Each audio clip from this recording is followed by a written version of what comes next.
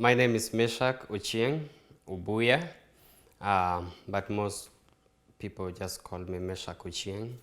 I'm originally from Kenya, um, from a family of five boys.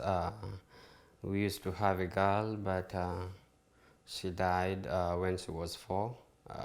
So we used to be 6 in total, but firstborn died, lastborn died, so we are currently only 4. Um, I grew up in a small village in western part of Kenya, next to Lake Victoria. Um, my dad was a farmer, just a small farmer, not like a large scale farmer, but just to feed us, not for sale or anything, but he was just farming to make sure that we have enough food. My mom used to do small business, and life was good while my parents were still together, but things took a different turn when my mom left. I think I was like 9 years old. There used to be some kind of domestic violence. I used to see like almost fighting almost every day. Um, and even though they were hardworking parents, but because of the domestic violence, um, one time my mom decided to leave, and so when she left, we were left with a dad, and so life with dad was not easy, because as you know, like, mom is everything. Most people prefer mom than the dad. So when my mom left, we struggled even with the school, because when they were together, at least my our firstborn and the secondborn, they were able to even go to a technical school. But since my mom left and my dad was now the one responsible for like education and feeding us, it was not easy. So when I was in grade 8, I almost like paid for like everything that was required in school by myself, because my dad did not have enough money. So I could not even go to a high school because there was nothing. So I dropped out of school after grade 8, even though I did well, but I could not continue with schooling. So after the school, I decided to join my brother, who is Mike. He's also a bodybuilder. Um, he was being trained as a car mechanic, and so he wanted also to help me learn something now that I was not in school. So he started like showing me like how to change oil and how to do small repair in a car. And so I did that for a few months. Then he introduced me into lifting weights. That was now in a different city. So I moved with him, and now we were lifting weights together, and he was showing me how to do small things in the car as a mechanic. And so we did that for quite a while before I decided to look for a job. So his employer decided to employ me, so I was getting around 2,000 Kenya shillings. That's equivalent to $20 a month, and so that's what I was earning. And it was not enough money, even though it's Kenya, but still that was not enough money. So I wanted to go back to school, but I could not find somebody to help me out or get money for school. So I sat down myself and I had this dream that I've seen some Kenyans doing well in sports, even though they didn't go to school. So I was like, why don't I try myself, do a sport that at least I can be somebody in life? So I tried boxing, but I'm kind of too short for boxing, so I stopped doing boxing and I just concentrated in lifting weights with my brother. And after 2 years, I was now 19. I decided to do my first bodybuilding contest with the help of my brother, and I won my class. And after that, people started telling me that I have good genes, and if I knew like how to diet and how to train for a contest, then I will be like unbeatable. But by that time, I didn't know like you have to eat a certain way or train a certain way for you to compete. So I started learning from the people who have competed before. And I started gaining some experience in how bodybuilding works out. While doing that, I was also trying to find where my mom is, because she's been away for almost 8 years. And so when I won my second contest, the money that I got, I decided that I'm going to look for my mom. So it was a long journey finding my mom, but after around 6 months, I found my mom. This is somebody that most of my brothers thought that maybe something happened to my mom. We were not hearing anything about her anymore for 9 years, for 8 years. So when I found her, I tried convincing her to come back home, and so I will be going back to my dad, talk to my dad, come back to my mom, talk to my mom for around 4 months, just trying to negotiate like an agreement on how they can go back and live together. And so after some points, my brother started also like joining me into like talking to my dad and talking to my mom, and eventually they were able to come back and live together. Even though my dad, he died I think 2 years after that, but my mom was now back home. So that was my first achievement in life. Then now I was back into like full-time doing bodybuilding and also a helper as a mechanic. So I travel across the country doing bodybuilding, even though it's not as huge as here. Even here, it's not a big sport, but that was the only sport that I knew how to do better. I knew how to train. I knew how to like diet.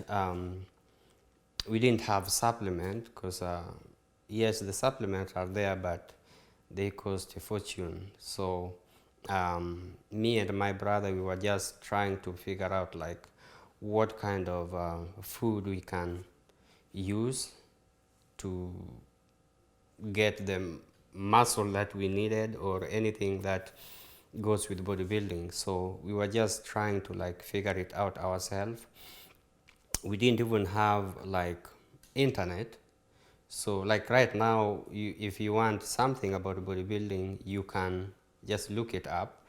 By back then, we didn't have anything like that. We only had like one. I remember my brother had a Flex magazine. That was like a 1992 Flex magazine, torn. It didn't even have a cover, and so we were just like looking at the pictures and seeing these huge bodybuilders, and we wanted to be like them. And so with the help of my brother, I competed around Kenya, and I went outside Kenya competing and representing my country, and that's how I started bodybuilding. The gym that made me to be who I am, it was really a small gym. We started with the bricks, so, and this is bad, but me and my brother and some, because we started young teenagers lifting weights, so we will go at night and steal some bricks. We go to somebody's construction site and steal some bricks, bring them back home, then make some barbell or some dumbbells, then, and not in a room, it was just like behind the house. That's where we will hide our gym. So the bench used to be just a flat bench and with just some few barbell and some dumbbells, and it used to be hard because sometimes they break, or maybe it's raining today, then you come the next morning and they are now heavier.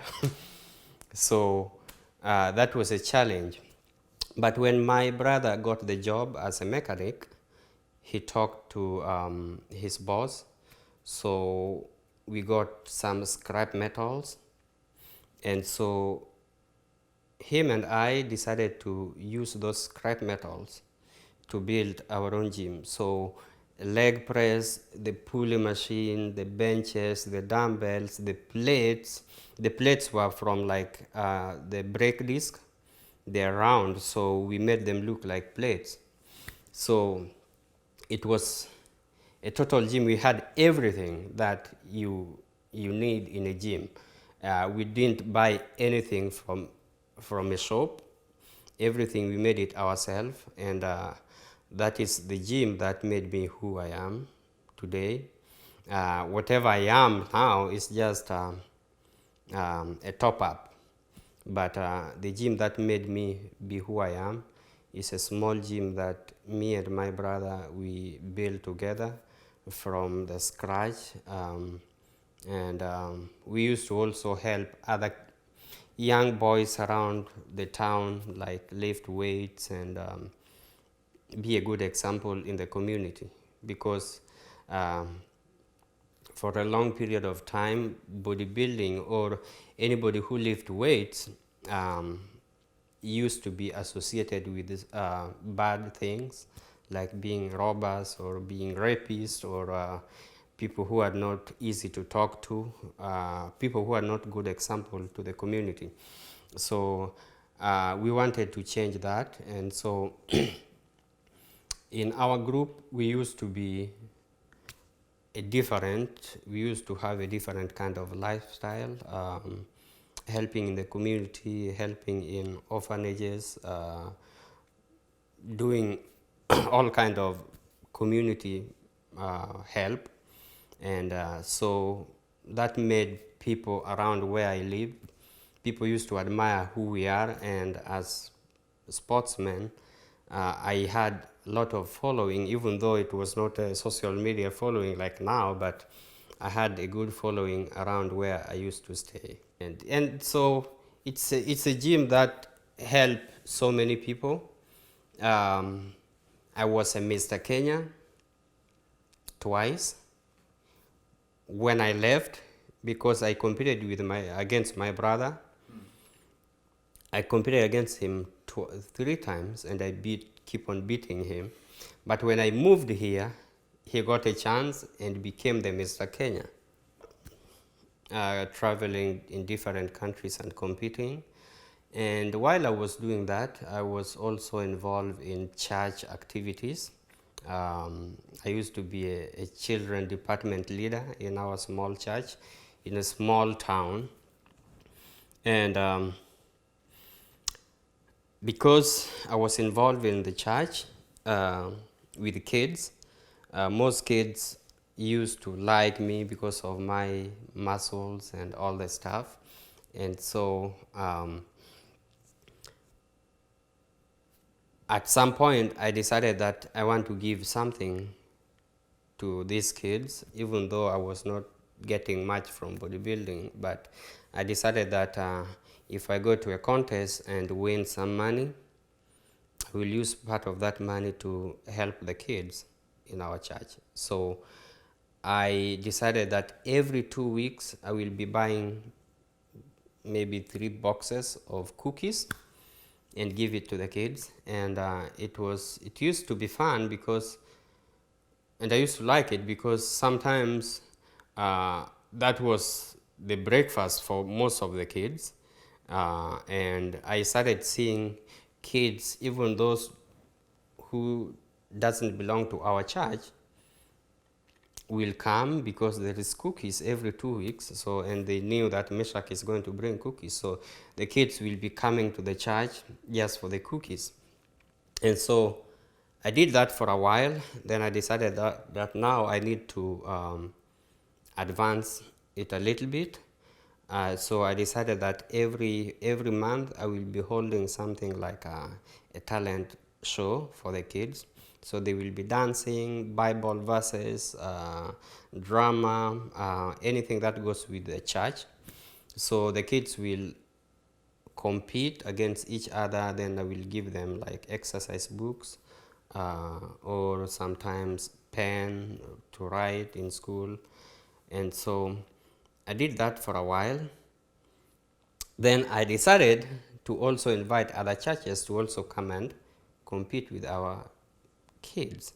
So as I was doing that, a friend of a church that owns an orphanage was also coming to compete with our church. So they competed, and it was an orphanage. So these kids were orphans, and I used to like how the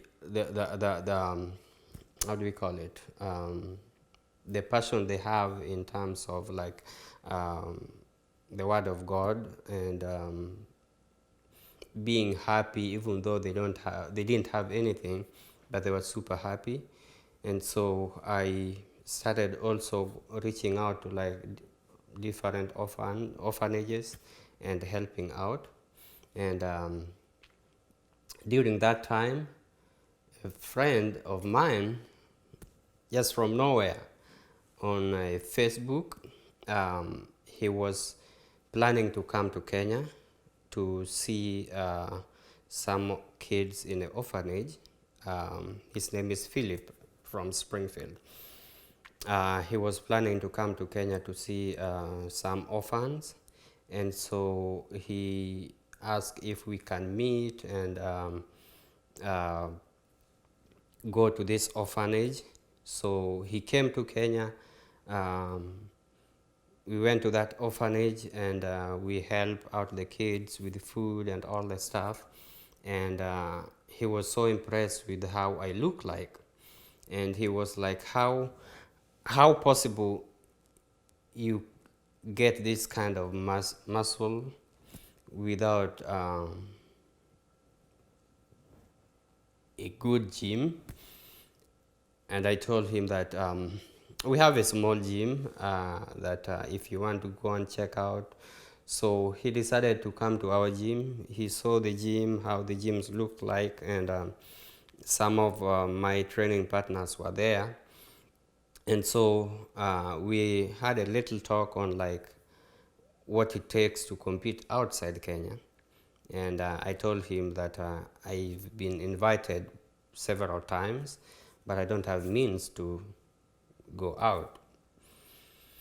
So he decided that he will help me out acquire a visa, which is a long process to get a visa to come to USA. But I went for the interview 3 times, being denied. The first time they told me that I don't have, they told me I didn't have a strong ties. They wanted something that will make you go back to Kenya.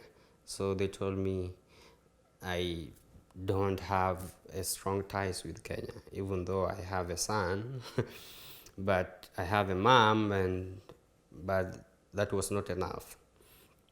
So I won Mr. Kenya, and I got some money. So I bought some piece of land, and I processed the property deed. So now I have something, because they wanted something like a property or like a logbook, and I didn't have, or like 1 million in my account, and I didn't have all that. So after processing the deed for my small piece of land, I applied for the interview again. And remember, every time you went for the interview, you pay $200, and you fail the interview, that money is gone. So this time they told me that the visa that I applied was not the correct visa for my reason of coming to USA, because I was coming to compete, but I applied for visitors visa, so it was denied. So the third time, where I applied for the athlete visa, and it was approved, and that's how I moved to USA. And so I started living with Philip for close to a year and a half before I moved out with my wife to Chicago. Then we moved to Madison. So all that time I was in Springfield, I started competing. Being new in this country, they told me that even though I've been competing for years, but I still have to compete as an amateur to get a pro card.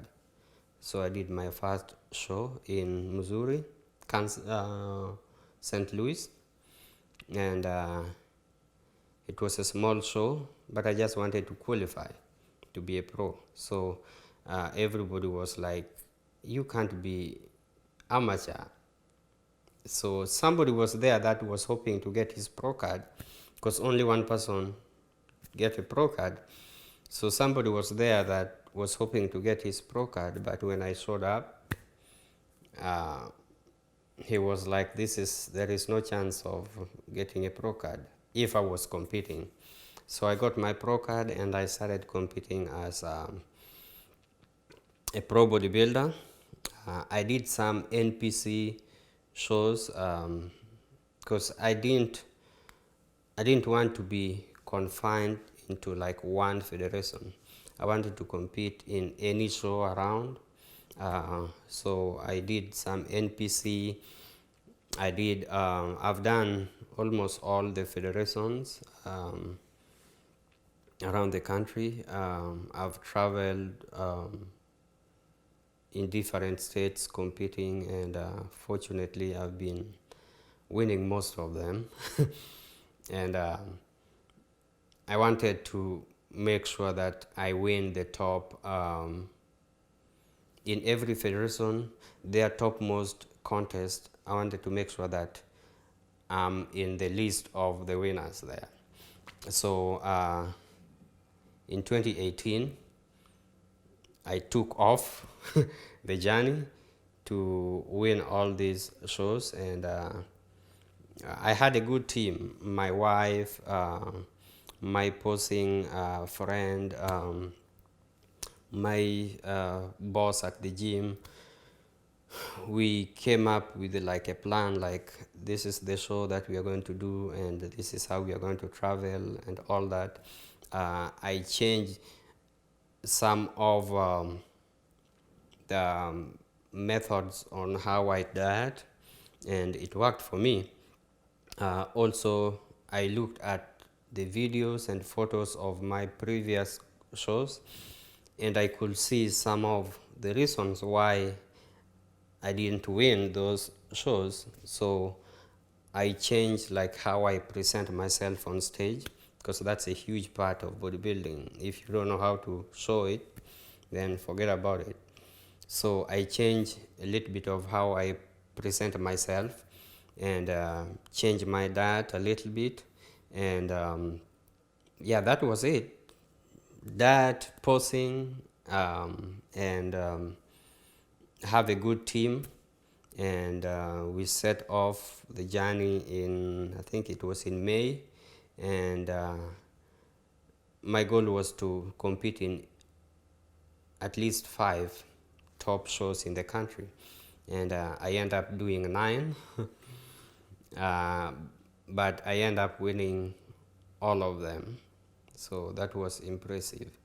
So there was one that was left, which is Natural Olympia. I've done Natural Olympia twice, and every time I keep on getting number 4, and I will always leave Las Vegas feeling like I traveled there for nothing, because in my entire life as a bodybuilder, I don't want to just go and compete. I want to be able to go and win, and train is to win. I just don't want to go and compete, no.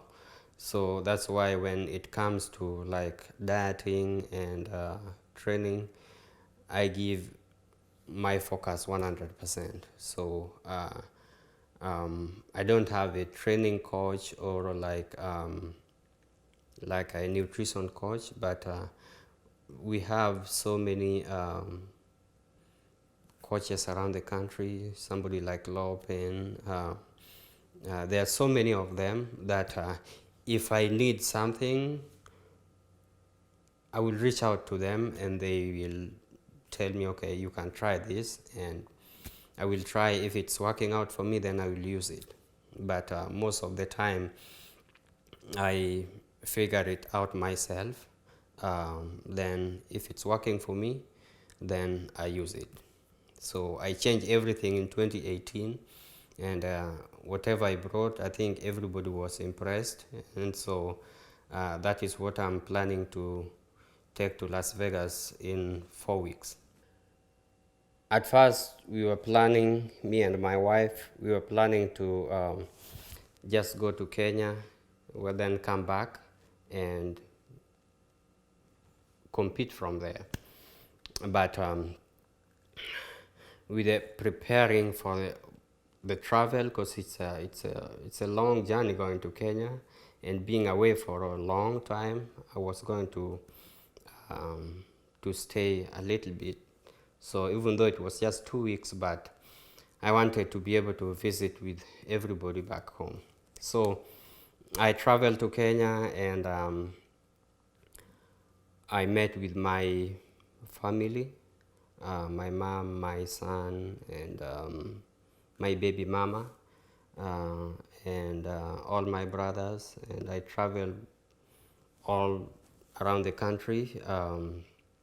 There's our gym that is in a different town, and so I wanted to make sure that the gym is still going on. I had to travel to see my mom in the village, so it was kind of a busy schedule for only 2 weeks. So when I came back, then life was different from there. We disagreed with my wife, and I came back and she already like packed everything, and so we disagreed, and she left, and so I was now by myself. I had to start from zero, with completely nothing. And so I decided that with that kind of life, I was not going to give it my best in terms of training and dieting. So, because I know myself, if I have some things in this head here, then I know myself that I'm not able to give it my best in terms of training. Because yes, I could have competed and win some shows last year, but I just don't want to go to a show feeling like I only did like 65%. I want to give it like 100%, so that if I lose, then I lose to somebody who is better than me, but not just lose because I didn't train enough. Right now, I'm preparing for the Mr. Olympia, Natural Olympia. It will be in Las Vegas on the 12th to 15th of November. So that's 4 weeks from now. And because I know how I train, I don't count the last week of the show. I only count the 3 weeks before the peak week. The last week is called peak week, so you can't do like training, you can't do like the diet part. It's just like getting ready to be on stage. So I have 3 weeks from now to get myself together, and hopefully I should be able to bring what I had in 2018. I still don't know who is coming to compete, but I want to see the best bodybuilders around the country coming, because I made it public so that whoever want to compete against me to show up. I like a real challenge. I don't want to go to a show and just walk away with a trophy. I want to be a battle on stage, and show my best, and the best will always win. So I'm just looking forward to see some of the best bodybuilders around the country. I know there's many of them, even though the COVID had made it not easy for some people to be able to train, but I've seen some different shows around the country with a good type of bodybuilders that I would like to compete against. So if you are out there planning to compete, come to the Olympia, and let's do it. Right now it's called maintenance phase. I think I've done like the strength phase, making sure that I have the muscle density that's needed, and right now is just making sure that I don't lose all the muscle density, because my strong point when I compete is that muscle density that most natural bodybuilders don't have. So to keep that level the same, my job now is to maintain it, just lose a little bit of body fat, because that's also a huge part when you are competing. They want to see you lean, so I want to try to be as lean as possible, but also not lose the muscle mass that is it's my key point when I'm competing. So my diet is still the same as I did in 2018. I have a little bit of a challenge in terms of like the gym, because in 2018 the gym was like 2 minutes away, but now that I moved to Madison, I have to like drive a little bit, like maybe like 10 minutes to go to the gym. But I have like a spin bike at home here, and with my job schedule, I think I have now ample time to be able to like train and do all the posing, watch what I eat before I go to work. So I feel like I have enough time to be able to accomplish all that I've set for the Mr. Olympia. And with the help of these people you see behind me, I think I started using them. I think last year when I signed the contract with the Lopen, and I've been using them for a while now, and there are some supplements that you kind of doubt yourself if you're going to get the result, but and because there's so many supplements out there, but I've used Hardbody supplement for a while now, and I can tell you that whatever I'm going to bring in Las Vegas, I feel bad for who is going to compete against me.